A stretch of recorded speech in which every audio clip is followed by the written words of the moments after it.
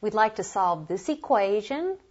Let's move everything to one side, put it in standard form. That would be x to the 5th plus 3x to the 4th minus x minus 3 is equal to 0. Notice I have a 4-term polynomial, so we will hope that it factors by grouping.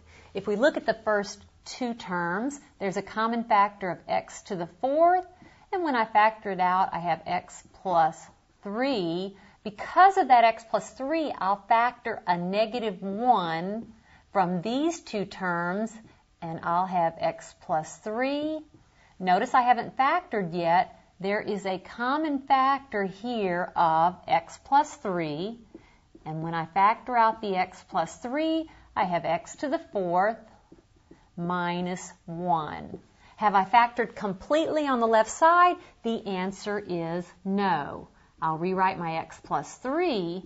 This is the difference of two squares, so it's x squared plus 1, x squared minus 1, and that's still equal to 0. Have I factored completely? The answer is no because of this factor. So let's go ahead and just keep factoring. That's x plus 3.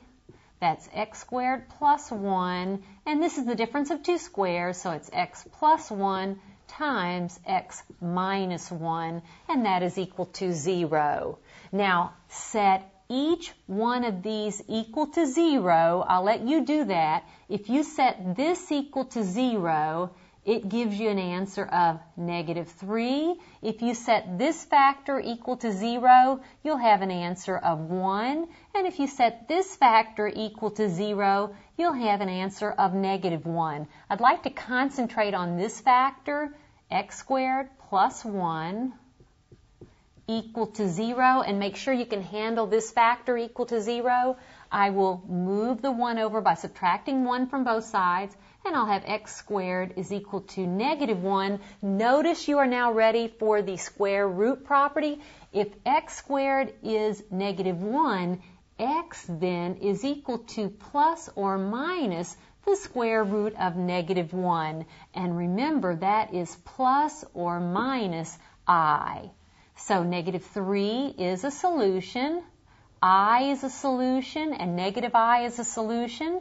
Negative 1 is a solution, and 1 is a solution.